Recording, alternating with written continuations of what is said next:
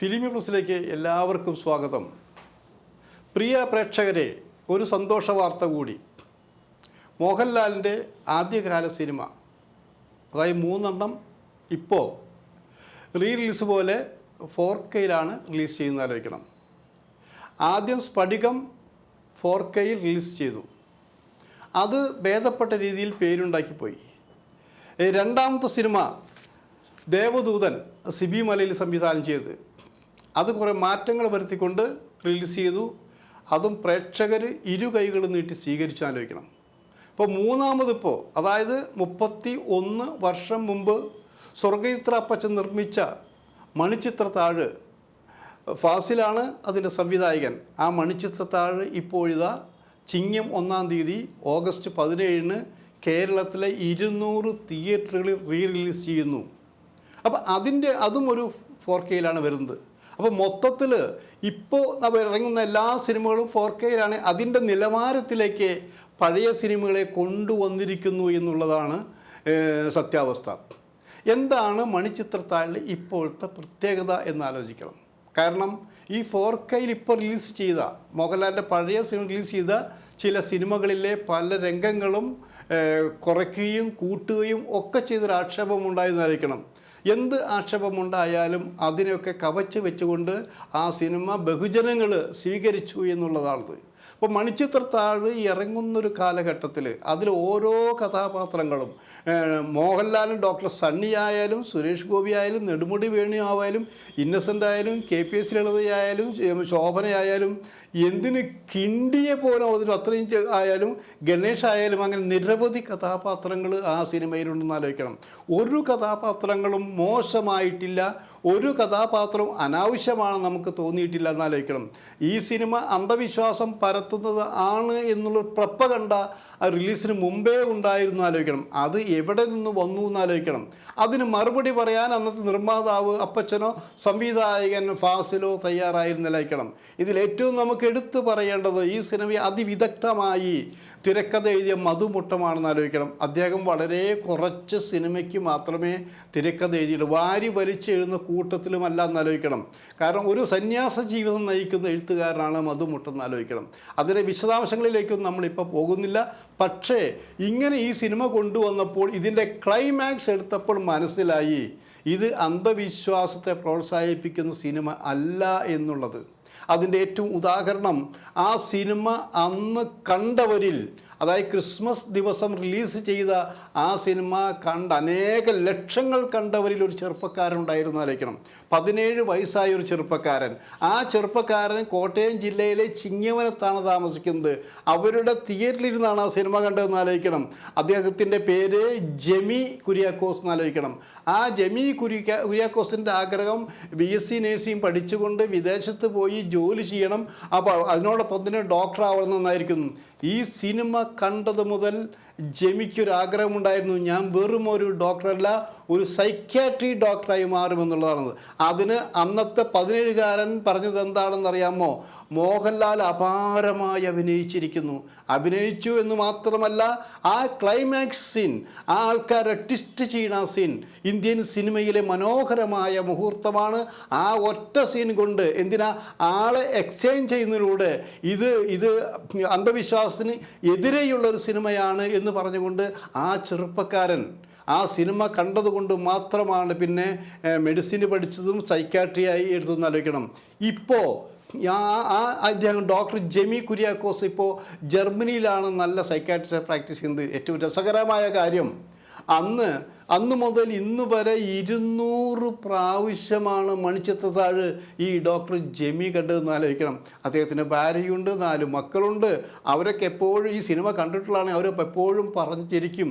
ആ മണിച്ചിത്രത്താഴ് ഒരു ഭ്രാന്തിൻ്റെതായ ലക്ഷണം കാണുമ്പോൾ തന്നെ ഇതിൽ വേറൊരു ഭ്രാന്താണ് ഞങ്ങളുടെ അപ്പച്ചൻ കാണിച്ചിരിക്കുന്നത്, എൻ്റെ ഭർത്താവ് കാണിച്ചിരിക്കുന്നത് എന്ന് പറഞ്ഞ് അവരുടെ കുടുംബം തന്നെ ചിരിക്കാറുണ്ടെന്ന് ആലോചിക്കണം.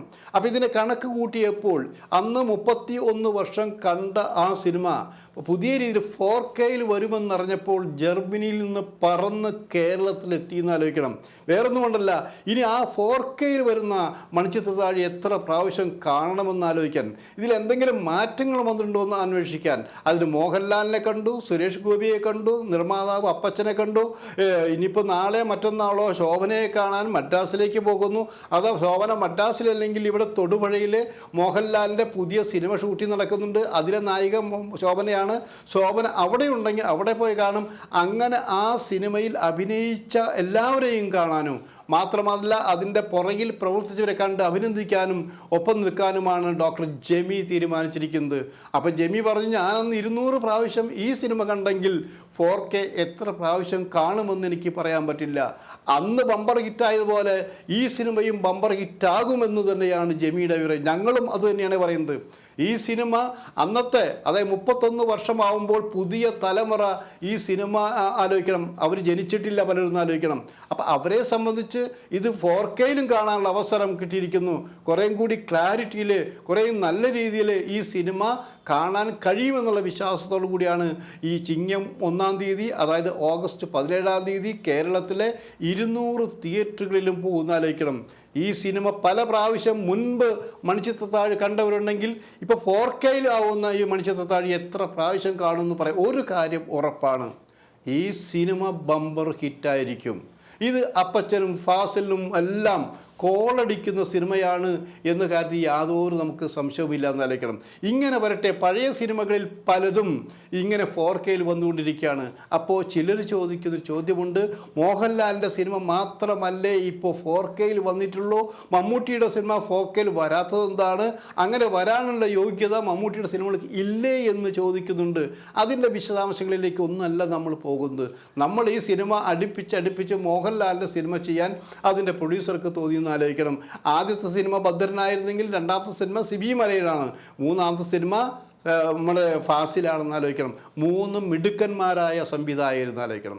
അങ്ങനെയുള്ളൊരു സിനിമയാണ് നമുക്ക് ഈ ചിങ്ങം 1-ന് നമുക്ക് ലഭിക്കുന്ന ആലോചിക്കണം. ഇതിൻ്റെ എല്ലാ വർക്കുകളും തീർത്ത് കഴിഞ്ഞു. അപ്പോൾ ഞാൻ അപ്പച്ചനെ, ഇതിൻ്റെ പ്രൊഡ്യൂസർ അപ്പച്ചനെ വിളിച്ചു. കാരണം അപ്പച്ചൻ ആദ്യത്തെ സിനിമ ചെയ്യാൻ മലയിറങ്ങി വരുമ്പോൾ ഒപ്പമുണ്ടായിരുന്ന ഒരു മാധ്യമ പ്രവർത്തനമാണ് ഞാൻ ആലോചിക്കണം. അന്ന് മുതലുള്ള ബന്ധം ഇപ്പോഴും തുടർന്നുകൊണ്ടിരിക്കുകയാണെന്ന് ആലോചിക്കണം. അന്ന് ഫാസിലിനെ കൊണ്ട് ഞാനൊരു സിനിമ ചെയ്യിക്കുകയുള്ളൂ, ഇല്ലെങ്കിൽ ഞാൻ സിനിമ ചെയ്യില്ല എന്ന് പറഞ്ഞുകൊണ്ട് നാട്ടിലെ റബ്ബർ തോട്ടം വിറ്റ് ഒരു സൂട്ട് കേസിൽ പണവുമായി മലയിറങ്ങി വന്ന അപ്പച്ചൻ ഈ പല പ്രാവശ്യം ഫാസിലിനെ കണ്ടു. ഫാസിൽ തിരിച്ചയച്ചു, വേണ്ട അപ്പച്ച, സിനിമ നിങ്ങൾക്ക് പറ്റില്ല. പല പ്രാവശ്യം തിരിച്ചയച്ചു കൊണ്ടും അപ്പച്ചൻ വിട്ടില്ല. ഫാസിലിനെ കൊണ്ട് സിനിമ ചെയ്യിക്കുമെന്ന് പറഞ്ഞു.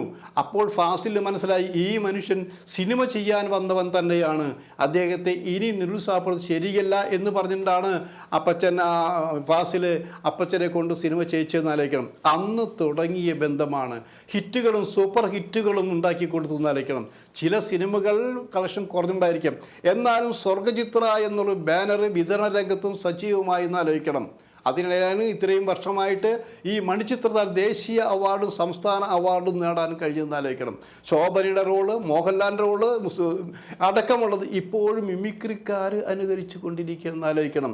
അപ്പം ഞാനിപ്പോൾ ഇന്ന് രാവിലെയും അപ്പച്ചനെ വിളിച്ച് സംസാരിച്ചപ്പോൾ അപ്പച്ചനോട് പറഞ്ഞു, വീണ്ടും ബമ്പർ ഹിറ്റ് അടിക്കാൻ പോവുകയാണല്ലോ അപ്പച്ച എന്ന് പറഞ്ഞപ്പോൾ, കാശ് കുറേ ഇനിയും വാരിക്കൂട്ടാലോ എന്ന് പറഞ്ഞപ്പോൾ അപ്പച്ചൻ പറഞ്ഞു, അങ്ങനെയാണെങ്കിൽ നിങ്ങളുടെ നാവ് പൊന്നായിരിക്കട്ടെ. ഞാൻ എൻ്റെ നാവിൻ്റെ പൊന്നിൻ്റെ കാര്യമല്ല, നിങ്ങളെടുത്ത സിനിമയുടെ ക്വാളിറ്റിയാണ്, നിങ്ങളുടെ ഈ സിനിമ ജനം ഏറ്റെടുക്കുന്നത് കൊണ്ടാണെന്ന് ആലോചിക്കണം.